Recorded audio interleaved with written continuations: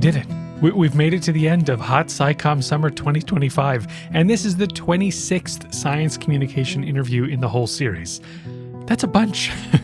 Huge thank you to this year's guests, Adam Cole, Joelle Burvell, Alex Danis, Allison Fergale, Joe Palca, and Sarah McAnulty, and a giant thanks to you for listening. I'm super excited about this summer's final episode, which features my conversation with Lulu Miller.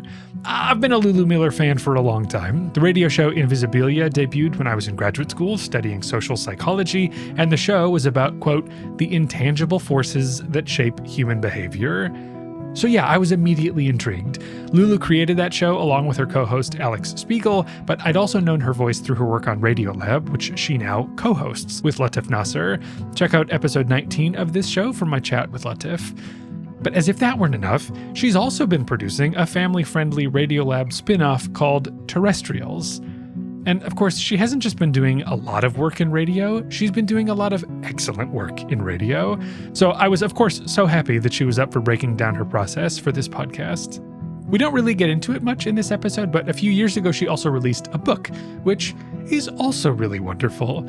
It's a super unique and compelling blend of memoir, storytelling, and science. So good. It's called Why Fish Don't Exist. I found the book super inspiring and developed an edition of letterpress prints as a tribute. A key premise of the book is about the scientist David Starr Jordan, who spent years meticulously discovering and categorizing species of fish. Specimens lived in hundreds of jars, carefully labeled. That is until a great earthquake in San Francisco in 1906. Ever heard of it? That earthquake threw the careful collection into a heaping mess of broken glass, preserved fish, and labels without a subject. But he got to work restoring the collection to its proper order, this time sewing labels directly to the fish themselves. The broader theme of Lulu's book, as she puts it bluntly at one point, is that chaos reigns. Anyhow, I designed an 8x10 print. I laser engraved a printing block of a fish adapted from an illustration in one of David Starr Jordan's books, hand set metal type to display dozens of fish species that he had cataloged, and setting the words "Chaos Reigns" in old wood type. If you're interested in one of these prints in that edition for yourself, I'll leave a link in the episode webpage, and any proceeds from that will support this podcast. Okay, but let's hear from Lulu. We talk about her story as a science journalist, how she approaches her reporting, and what it takes to make science radio for kids.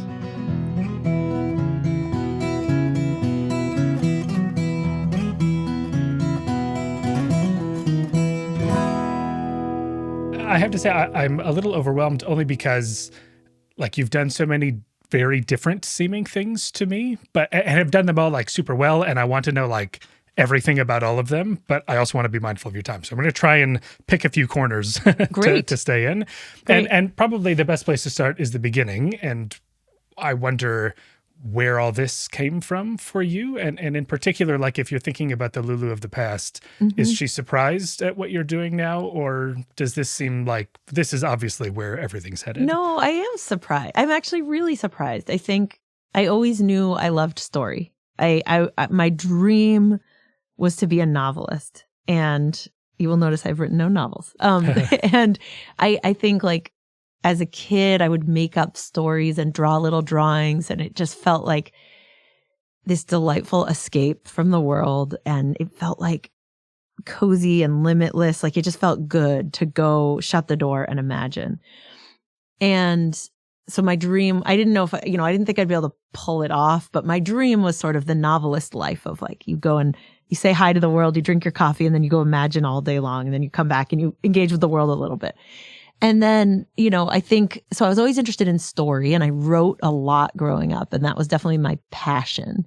But journalism and science communication wasn't there. I didn't think I wanted to tell real stories. But at the same time, my dad is a scientist, and I went to him with all my big questions, and he's very charming and funny and deep, and he liked to engage, but always with a scientific mindset. So I think that was my spiritual influence, honestly, was science and my world explanation. So there was a part of me that was always truly just because of him thinking about, molecules and how things work. And that was a huge, I guess I would call it spiritual undercurrent for me.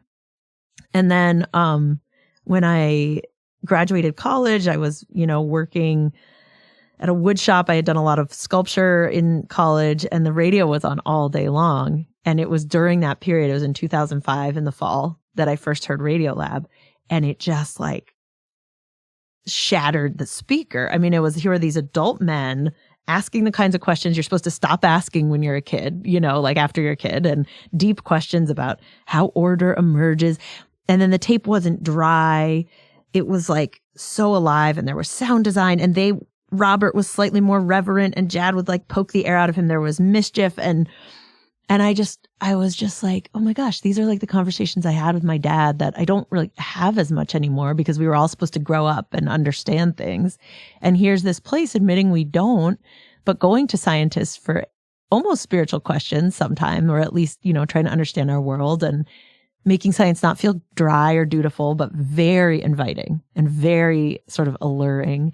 And I just was like, I want to do that. I want to be in that space. And then I, was so lucky on timing, because podcasting wasn't a thing yet. And, I was able to volunteer, and then eventually get hired as a producer. And then I just had this like 5-year long apprenticeship with Jad on how to edit stories and how to kick so much information out and keep it plot driven and have there be suspense. And, I just got this story by story by story education from someone who was so talented. And but I do think when I say no, I didn't expect it. There was, and still is, but it was way more intense before. There was a part of me that was shy, and that, I grew up in the Northeast. I don't want to bother people. And so the work of journalism, suddenly here I am at this show, and I'm sometimes the reporter, and I got into it through my love of story, but then I woke up and was like, oh, I'm a journalist. I have to push back. I have to sometimes bother people. I got to get on the phone and cold call people. And it took me a while to get over my nerves with that, and sort of understand the ethical, sort of get a stronger backbone and understand the ethics of the profession. And I actually left for a couple of years because I just thought it was too intense and scary. And I tried to go write fiction for 2 years, and it did an MFA program. But then the maybe obvious surprise was I really missed the real world. and ever since then, I've been whole hog in, and I love it. And I love how it's way more interesting than the inside of my head, the outside world. So, yeah. How did you get that job? Was it just on enthusiasm alone, or you had some work that was kind of relevant, or what were you doing then? No, I mean, not really. I mean, I had worked, I guess, I always black this part out, but I was the editor-in-chief of my high school newspaper. So I had done some journalism. I black it out because it was I grew up in this very uptight, competitive private school, and it was intense. And I think I was getting so little sleep, I wasn't forming memories. So it was so I guess I had that. But other than that, really, no, I hadn't done any journalism in college.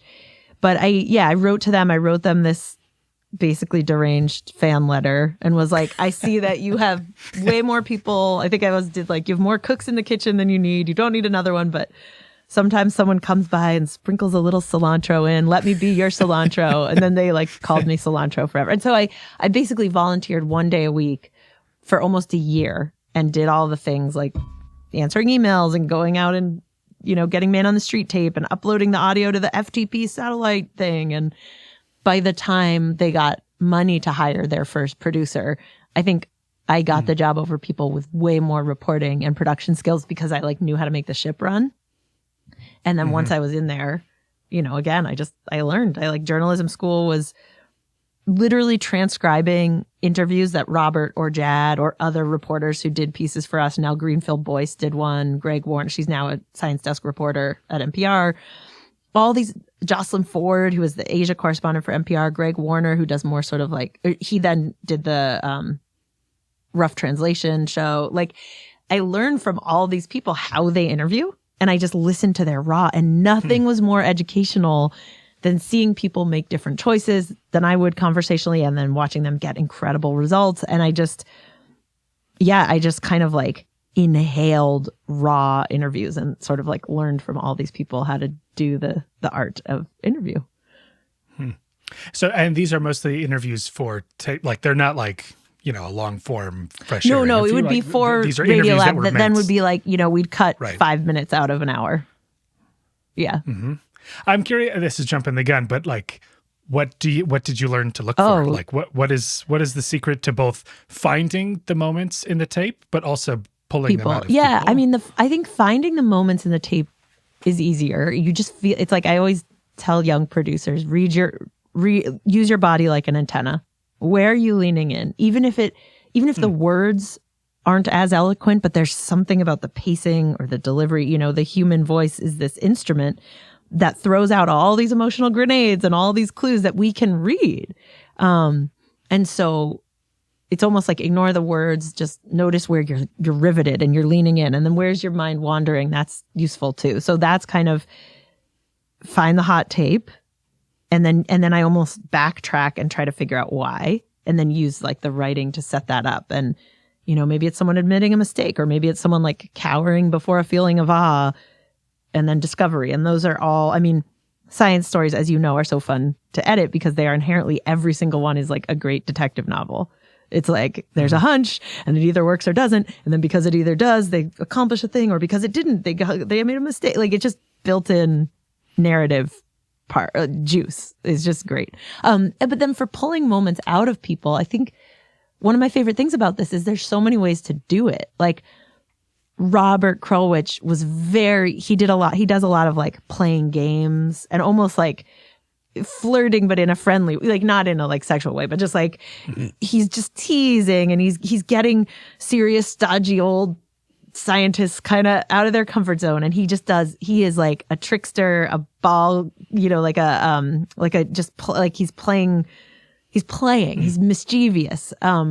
Jad is much more sort of like quieter, shorter questions, very direct. He's very always going back to scene. Well, was there a moment you noticed this? What was happening around you? And Jad is never afraid to sound dumb. Like he'll ask someone who's doing something about Marxism, wait, what is Marxism again? Like he doesn't care. He wants, and so I think of him as like very locked into the scene and almost walking around it like a movie director, and then asking little questions in the present tense. And then, I don't know. They're just so much. Silence can be great. I do think the most important thing, again, is, every interview you're kind of at war with like the scaffolding of your outline and what you want to get, and then opening yourself up to surprise for what you never could think to get. And I love it because you get this hour or two, and it's just like that constant balance of when should I let go of my order and when do I just bring it back. And I think, I don't know, things I've learned is to be more direct, that sometimes asking the hard thing is often gets you to the best tape, and being direct is a form of dignifying someone because then they can really respond to what you're wondering about. Ask the elephant in the room questions, give people a way out if you're going too deep. And yeah, I think have fun. It's like ignore all the rules of politeness, but then be ultimately more polite because you care about their work and you're really listening. And it's just like, it comes down to listening. And when you hear little clues that there's more there, or that there's a story they really want to tell, go investigate. And I think the other thing I'm always trying to do, which I think Jad really taught me, is kind of get people off of their like cocktail party spiel version. And sometimes by asking about scene details, that gets people like, why do you care with a beaker size? But then it drops them into the memory. And so, yeah, but I feel all these different people like alive in me when I'm doing little tricks almost. I'm like, oh, I'll pull a Robert move here, Like do an Ellen Horn, like, yeah. Does it feel like you're playing a character? So I'll say sort of from my vantage point, like from the inside of the science institution, there's sort of an odd dynamic there that can happen where it's like, on the one hand, like I want to talk shop with this person, but on the other, like that's not my job for this. Right. And so like, but I also want to be genuine. Yeah. But so I'm just curious, like, does it feel like, oh, here, I have like a character that I bring to these interviews that I've sort of honed as a way of like evoking the kind of thing that I want?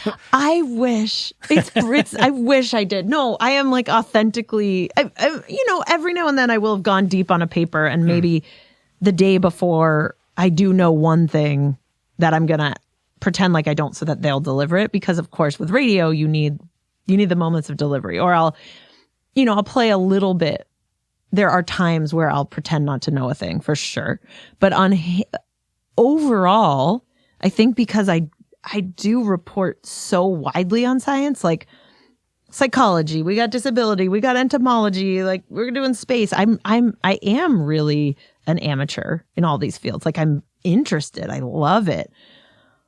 But it's rare that I have a depth of knowledge on anything. Like so that isn't a shtick or a character. Like that's really, I am really interested, and I really only have a surface level understanding of most of this. And I do forget things. I mean, I joke about my brain being a sieve. Like I just have my third kid. My sleep is not great. I am forgetting things left and right. So I kind of like someone like Latif, he can show up with such profound recall of events, names, all that.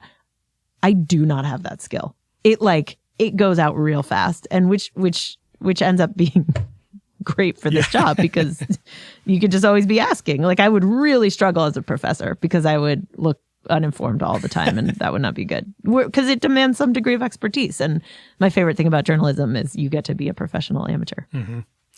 So I'm curious, like it's very clear that the work that you do sort of is in the neighborhood, like the science neighborhood, right? And sort of that's where the work happens.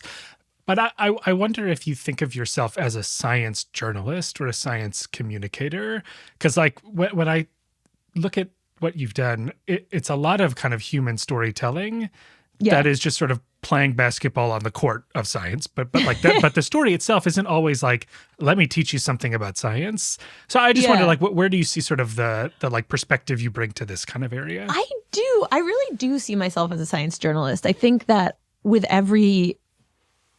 sure, there are stories that I've done that don't have any science in them, but I would say the vast majority do. And I see it as like, I want these to be science stories for people who don't think they like science stories. And I always think about how the role I want science to play in a story. And I want it, like, I never want it to feel like you're eating your vegetables. You're just learning because you have to. And there's a place for that. It's nice. Like, I like personally encountering what was new this week on Science Friday or something.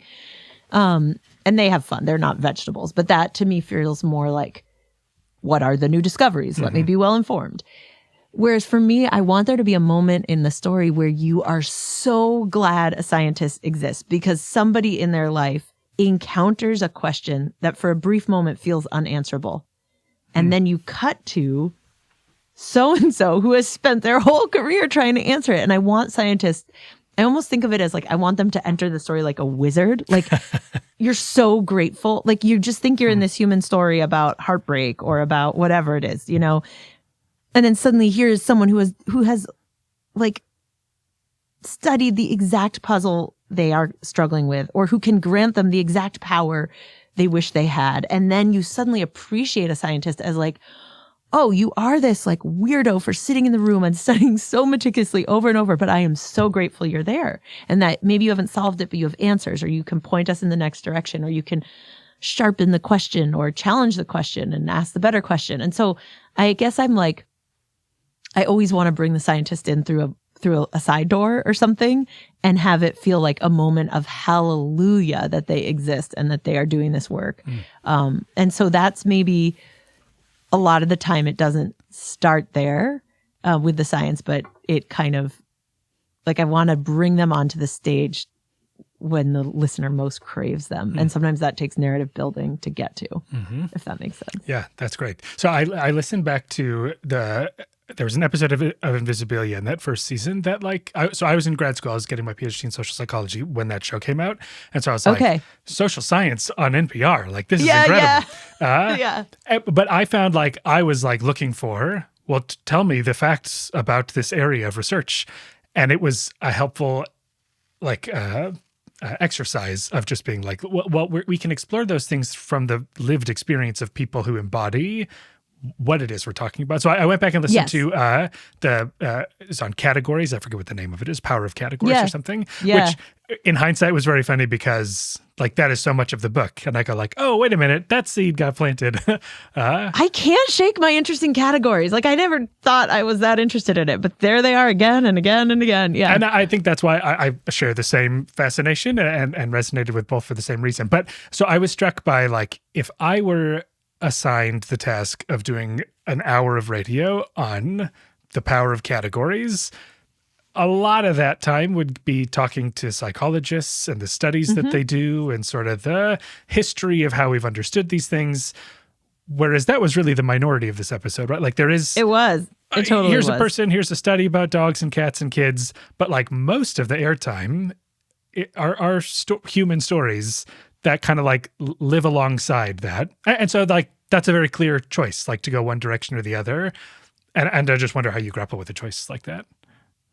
I mean, I think like I'm thinking about the ones in that episode because there was like the retirement community that was for Indian folks but then even that one had some science because it was like you get when you think about death, mortality salience, I think was the science in there. And it was like, how do you get a little more xenophobic? And it's something that happens to all of us. And for me, that kind of, even if we only meet that scientist for like 3 minutes, to me, it gives it greater power because you think you're just watching this like quirky phenomenon in Florida of like retirement communities.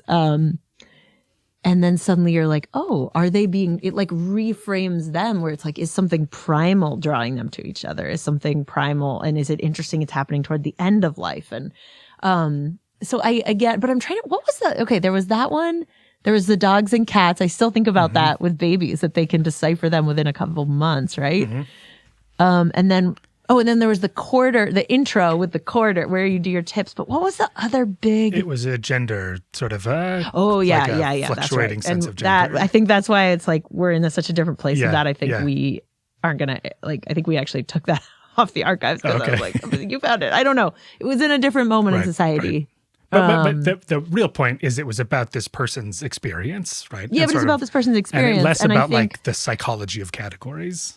Yeah, right. And I think the way we tried to explore the psychology of categories was through this person who found at first like society's discomfort with their changes in gender categories and these people in the retirement community who were like, drawn to each other toward their end of death. And then even with the end of life. And then even with the quarters, it's like the coffee place who said they got way more tips once people could like assert a category affinity. And I think those are all these like disparate high stakes, low stakes, middle stakes stories that actually are really showing, it's not, I think the point is like, no, these episodes are never going to be comprehensive, but I'd rather them be visceral. So you see it in 3 places. You see it toward the end of life. You see it toward like affinity. You see it in gender, and whether it's the way we obey categories or the power they have over us and the power of breaking through. I don't know. I think that's probably starts in a little from my kind of growing up as a journalist at Radiolab, where we would in the early days do these episodes like memory, mortality, like these time. They look like these tomes, but then you'd pull them off and they wouldn't be comprehensive. They'd give you like 3 or 4 glimpses, and then you'd emerge with this almost prismatic sense of it. And you weren't an expert, but you had like felt it play out in different ways. And I guess that just comes from my taste. Like I like that feeling of being dipped in and seeing it play out in all the, like maybe dropping in a short fiction piece and just seeing all these disparate worlds grappling with the things the social scientists are studying. That there's just something.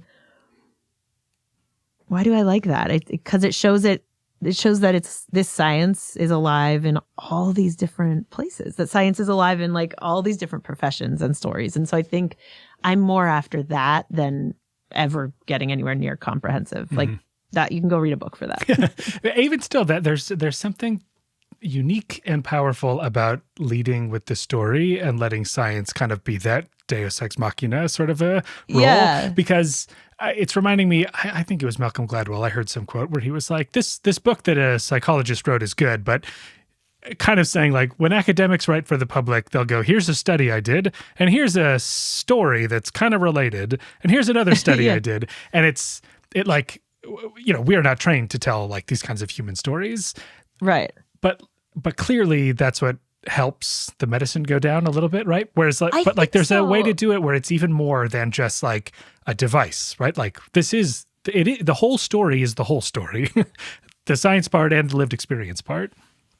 And the science part to me is where you get the depth and the understanding and the like connection to bigger, the entryway into bigger questions. And I think of it as like, not only does the medicine go down easier, but it's like, I always think of, I mean, now I am one basically, but when I was younger, I used to think of like, I want to hook a tired soccer mom in the Midwest who's driving her kids, isn't even an NPR listener, but happens to be flicking. And then she gets so gripped by the story that she's suddenly like listening to this science show. Or the other brain I'm always thinking about is like a senior in high school or a junior in high school, where their brains, their cognitive abilities are like as sharp as they're ever going to get, but they don't have much like necessarily context. They are ready to go. They are ready to think and battle with the ideas, but they just need enough context to be able to engage. And so I think of like, those are the two people I want to hook who don't maybe necessarily think of themselves as NPR science show listeners, but I want them to be like, what am I listening to? This is funny, or this is provocative. And and suddenly I'm like led into this oasis of contemplation, which I think is like a thing that is a drying up resource. Like I just want to gift people with little moments of quiet, but I think you got to hook them. You got to like do the work to first bring them in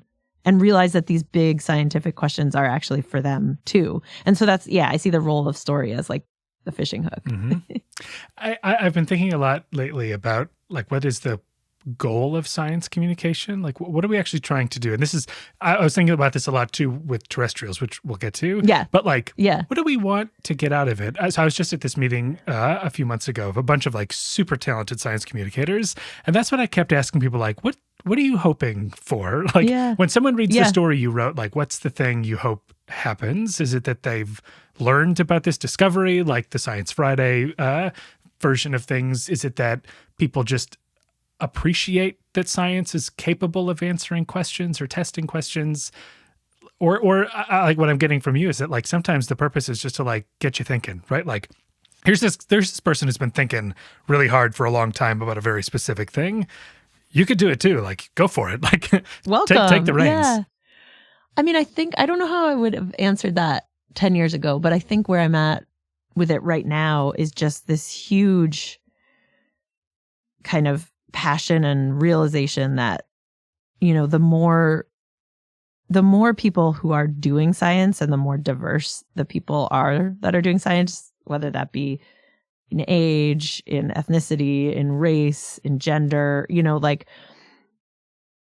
it's just been shown time and time again that leads to deeper understanding, more discoveries. Like it just seems like it is so good for science itself to have more people engaged. And so whether that might be someone hears a thing on Radiolab about a scientist who's doing something, and maybe occasionally that causes them to like write to them with an idea or write to us with an idea that we pass along that then gets them like kind of narrowing that gap of both input and collaboration. Or it's about, I mean, with Terrestrials very intentionally, it's about wanting to like foster a sense of belonging in STEM for people who are growing up and maybe don't have scientists in their family or think of it as this like cold, clinical, foreign place, and showing them like that we like very intentionally will have scientists on the show, but we also have, you know, the surfer talking about the physics of ocean waves. And we have the wildlife, you know, the guy who works for the national, I think he was forest ranger. I'm forgetting which department. But then we also have talking about eagles, and he spots this eagle nest with 3 eagles. But then we have the indigenous hip hop artist who has a song about eagles who kind of knew some of the folklore about their collaborative side, like from stories passed down thousands of years before the scientist is then seeing it, and they work together. And so I think like for me, it's just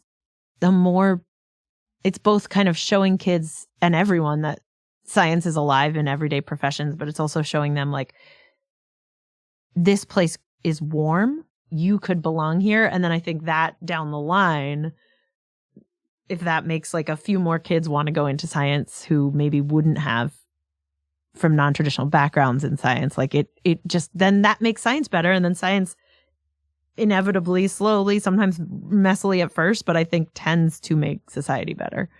And so, yeah, I think the passion I have right now is like, as a journalist, widening the aperture of who I go to as a scientist and thinking about different kinds of knowledge and not assuming that science has the be all end all monopoly on truth, and like bringing in all kinds of different knowledge and braiding it with the scientists. I think that is so exciting.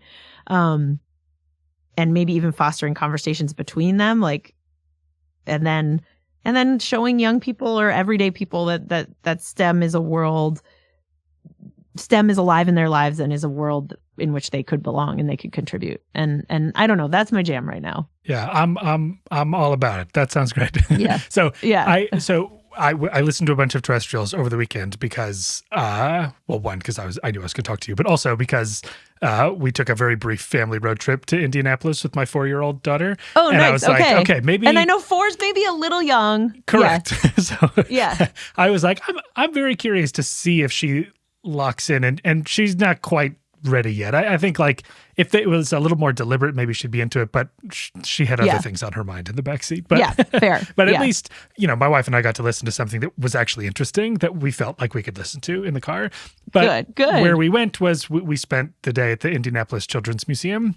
So I was having the same thought again of like, what are we hoping to get out of a place like this? Like, I don't think, like, I'm just watching kids interacting with these displays and these activities and all this. And I'm like, I don't quite buy that they're leaving experts in astronomy. I'm not sure they're really getting that out of it.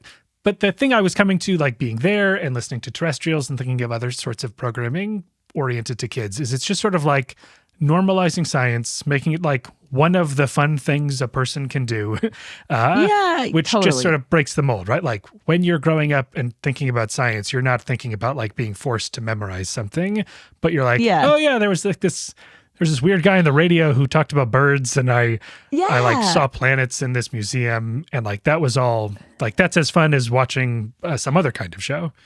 Yeah, and totally. I think showing like another little mission of it is showing there's so many ways to thrive on the planet, both as a plant, like, okay, so there's like the eagle one is gently showing a somewhat queer or non-traditional family that's a part of nature. Or there's like creatures that are, we did one about lichen where the storyteller herself had struggled with mutism and not being able to talk. And she was drawn to lichen because it was quiet, but lichen actually contains messages. So there's like a place for being quiet. We have one about astronomy where the astronomer is blind and like how you can hear the stars. And so there's that. But then there's also just showing, I like to have a moment in every episode where there's almost just like, how fun is your job? Like just give a little showcase of Cy Montgomery. She's a science writer. Like, what does she get to do? And she's petting turtles and riding camels and like just letting them imagine, like get a slice of imagining a kind of profession. Or it's AJ Dungo, the surfer, who's also an illustrator and writer and did historical research into the, and just these little like glimpses of different forms of science. Sammy Ramsey, he's an explorer. He's going out into the jungle to search for beehives and working, and like he's on a riverboat. And so kind of trying to give those like textural, this guy he's a ranger, he walks through the forest, like just trying to show kids like the fun parts, and that could be a really fun job too. Yeah. I've wondered too, I want to get your take on this. I have, until becoming a parent, like wasn't spending a ton of time thinking about science media for kids. And then same. All of a sudden was like, oh yeah, like I'm interested in bridging the gap between like academic institutions and the public, and like kids are in the public. And what I wonder is, as a social scientist, I do think we struggle as a discipline to bridge that divide. I know you don't have animals. See, animals are like the easy. We're like, we got exactly right. Or yeah, like no, there's right. something tangible, right? Like I can show you this, or I can. And so I'm curious. Like I don't know offhand. Nothing comes to mind as things you've done on Terrestrials that are social science-y. But would you like? What would be? Do you feel like there's promise there, or do you go like, if your goal is to get through to kids, then just start somewhere else? No, I'm sure there's a way. You just have to think up your little formula. You just got to find the stories. I mean, this Terrestrials is very intentionally about animals and plants and creatures. And I want everyone to not just be a list of fun facts, but really be a narrative. Like, here is an octopus that escaped from an aquarium, found a drain, and went back to the ocean. And yes, that is real. It's true. It happened. And along the way, you learn why its octopusiness let it do that. So they're like the facts are grafted onto the story, you know?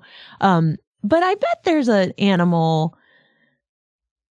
And I did do one human story. You know, the surfer guy was human. But I'm trying to think if we've hit social sciences. I mean, we've done a little bit. We've mentioned fear a little bit and pushing through fear and how and why.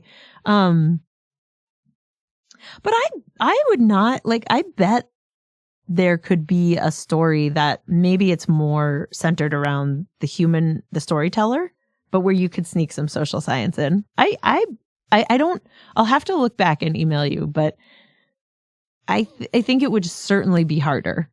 But I think, again, if you find the right story that introduces, like, what's a, I don't know, give me a topic. What's one you would love kids to know about? I mean, one that is maybe interesting, like the work I do is in communication. And so sort of principles of communication, like there's a basic version of like, how is it that you're able to know what I am intending for you to know when I say words to you? Yeah. Okay. So boom. Okay. So we could do there's one I've always wanted to do, which is about, like, maybe 4 years ago, this study came out about how mushrooms pass along what some think are words. And they've measured like 50 different, but they appear in this species, basically tones that go along the mycelium. And some are like, it's a kind of language. They're communicating. So you could then like have a little pop out about what is communication in mushrooms. What is it in humans? Is there any crossover? What is our point? Like, you could, if I went to someone like you as one of the storytellers who you might be like, why are you interviewing me for this show? I don't know anything about mushrooms, but you are like the communication guy who's, you know, sitting next to a forager or something, you know? And so I think you could go, it could be like a very interesting pop out of a story that's about animal communication. And it could be a way, like a lens of kind of reflecting back to us of how we communicate and what are some of the most surprising effects, or, you know, relationships, or maybe it's around, I was thinking of actually I do want to do a terrestrial show on silence, and because there's like, I've been wanting to do a silent show for Radiolab for a long time, but I can't quite get the right stories. But, there are these animal stories. There's like an owl manufactures silence to cut down the noise of its flapping to be and then there's this fish where there's two kinds of male, one that sings and one that is silent. And like, how does the silent one survive and what's its strategy, and how does silence sometimes help you? So like, there could be, I don't know, I think it would be interesting, but some sort of animal, if a story had something about communication, it could be a moment to zoom out and think about it for ourselves. That's maybe how I would sneak it in. All of this is also making me wonder, like, where are these stories coming to you from at all, right? Like, not only the science angle, but like also the other bit, right? Like, to construct an hour around a theme, it seems way harder than it feels when you're listening to it, right? Like, you're listening to it where everything is like, well, obviously this all fits together, but it emerged from nothing. So like what are some of the things that you're doing to sort of like assemble the pieces and fill out a story like that? I mean, often it'll start with one really good story, like, and then you kind of build the smaller ones around it. And that is often, you know, a group effort of a bunch of people looking, and then we go with the best ones. And for me, I think reporting begets stories. Like, I'll be thinking I'm interviewing someone about this, but then they tell me this incredible fact about how like beavers are, you know, nature's infrastructure engineers, and now I want to know everything about beavers, and like here they out infrastructured humans in this one story. So then it like hones the search. But for me, yeah, it's kind of like, again, because of my Civ brain, it is like obsessive recording of when I have when things like hit that little sparkle of, I want to do a story about this, or I saw, I don't know. So it's a mix of reporting and then just seeing things in the world. Like I saw this woman, Charity Woodrum, who's an astronomer, posted about a dedication. She had just turned in her thesis, and the dedication was to her late husband and son. And I was like, what? And then learned her whole story. And I'm going to interview her in a couple months about how basically she kind of turned to science in the worst grief of her life. And was sort of realizing that like the work of astronomy is finding light in darkness. And like I don't know. So that's like one of those, I think there's a there. I need to understand her science more, and I wrote to her, and this is a lesson in the directness. I just wrote to her and was like, I am interested in how the scientific ideas intersect with your grief. Would you ever want to talk about that? You might not want to, that's fine, but let me be honest about what I'm like rooting around for. And she was very game and wants to. And so like, I don't know, I don't have a better term other than that. Like certain stories give me this tickle feeling, and then I want to go find out everything I can about them. And then if there's holes in a show, if it's a theme show, then we kind of like use the power of the hive mind to go chase down odds and ends. Is your like idea brain always on? Like, is it? Yes. Is that just sort of like it could happen at any moment where you go like, this could be it? Yeah. Yeah. Movies, reading, Twitter, conversation. I do think a lot of them come from reporting because you're deep in someone's world, and you can ask the kind of like, at the end of an interview, who else should I talk to? Who's doing interesting work in your field? What's a story? Like I'll sometimes just try to make a little bit of time for that to just get a couple leads, or something that gets cut. But I would say so that just turns up a lot of stones, reporting, but it's probably 50-50. It's probably 50 from reporting and then 50% from just living. And like the whole the Daniel Kish episode of Invisibilia about this man who's blind but does echolocation and can ride a bike, that came from a footnote in a book about birds. And there was a chapter on echolocation, and then there was a footnote about some humans who echolocate, like this guy who's blind who can echolocate so well he can ride a bike. And I was like, what? And then boom, meet Daniel Kish and a whole story. So yeah. Mm-hmm. I wish the idea, I try to turn it off sometimes to just be like, just be present. Don't be scanning every conversation, movie, book, interaction for content. But here we are. It's hard to turn off. Yeah. If I could just sort of speed round on Terrestrials. So, yeah. Do you, in listening to it, it does kind of remind me of a lot of early Radiolab. Like, I just feel like Radiolab is already kind of just this like curiosity that is like globally appealing. Like you said, it's a show that like asks the questions you thought you were supposed to stop asking. Yeah. And so like when you sort of put on the hat of like, I want to do this for kids specifically. Yeah. Does anything really tangibly change in your process? I mean, that's such a great question.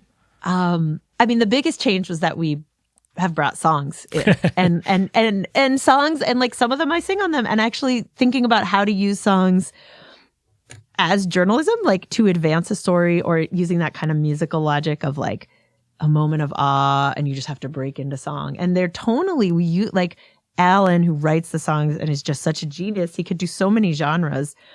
And so we've realized like some of the songs are explainers. Like we do one called The Chromosome, Do-Si-Do, and it's a very much like how do chromosomes recombine and why can't a mule reproduce because it has odd chromosomes. And that's like very visual and explainy. And it's the moment in the tape we were doing a read through, and the scientist was like, well, they can't have babies because chromosomes. And like the way, this is an antenna moment. It was like dry, and I wanted to, we were all like laughed because it was like such a turn off the show moment. And then we were like, oh, we got to put a song here. Like energy. Sometimes you need it in that school of rock, like energize a topic. And that's very educational. Or in the gravitational wave episodes, we did like we explain like the interferometer, which is, and we did it in like the style of a Shaft 70s song of how interferometers detect interference. And like, it was so absurd in a way, because those were moments where like, I think the episode will be stronger if the kid really has the details, but I know this feels like pull down the blackboard lesson, so let me make it fun. But then there's other ones that are like, at the end of an episode, there's just a sense of awe, and Alan will write this like ballad about the idea that there are unimaginable things in space, things we still can't imagine, and how beautiful is that? Or, you know, so like I guess, you know, the biggest tangible difference is thinking about when I put together a story, how can we use song as kind of like another tool in the box? And like, do we want to use it to explore emotion or educate, you know, explain a concept? And it does just feel like this fourth dimension of how to solve narrative problems, which is so fun. And we're not, although sometimes we do sing on Radiolab, but mostly we're not singing on Radiolab. So that's the biggest difference. But other than that, here and there, just being careful about vocab and not using a word that's too hard. But I try in my, I host it. I feel like the same me. And I'm not trying to be like a teacher or patronizing. I'm trying to be more like a camp counselor. Like, I'm not your parent, I'm not your teacher, but I'm a little bit of an older figure. I've got like fun aunt or camp counselor vibe. Like, you know, so that I think I'm trying to, but other than that, it's the same. I mean, it's a tighter focus because we try to make it be like animal stories that have a narrative and break your expectation of how nature's supposed to work. And so that's a nice creative constraint, whereas Radiolab can be broader. But then other than that, when I'm interviewing, like I'm still using the same techniques and just thinking about vocab.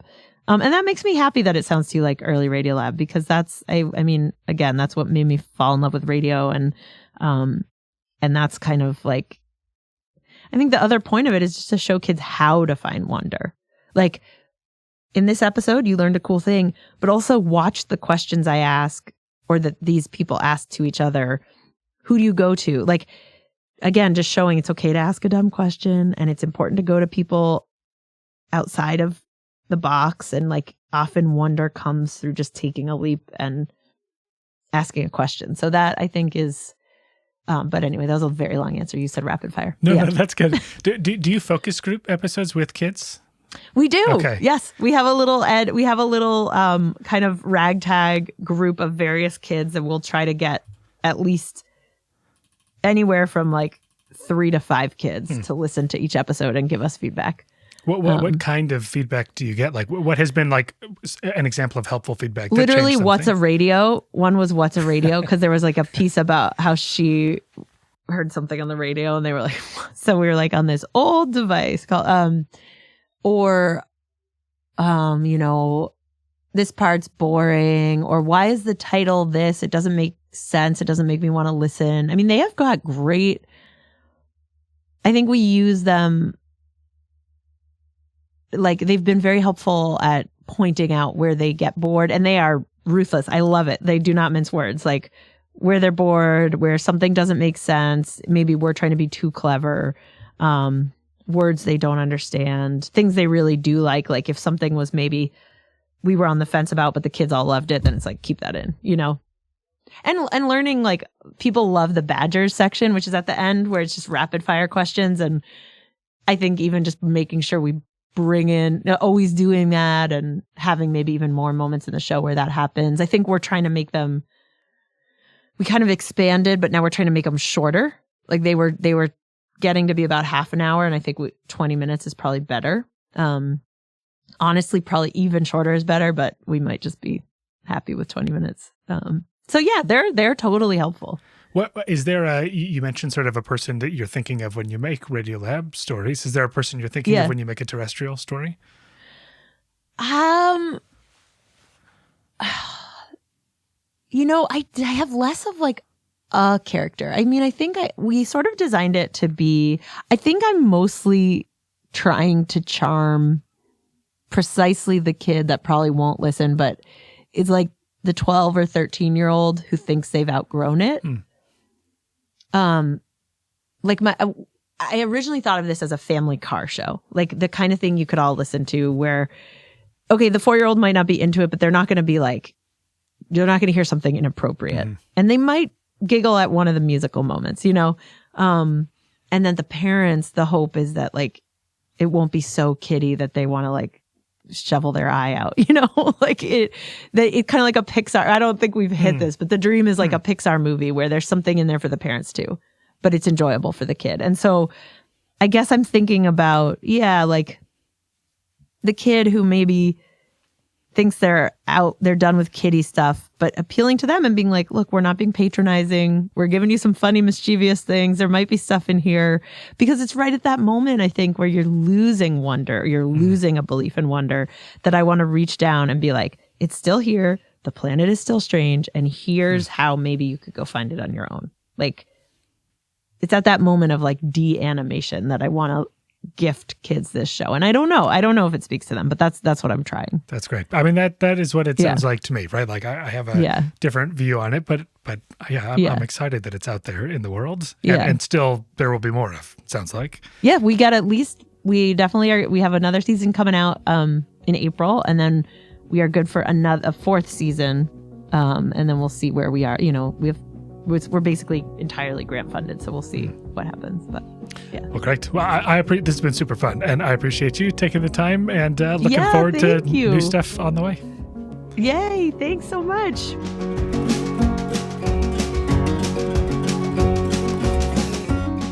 Alrighty, giant thank you to Lulu Miller for taking the time to talk about all of the incredible work she's done and continues to do. I will leave links to all of those things in the episode webpage, and I'll also link to those letterpress posters that I printed inspired by her book.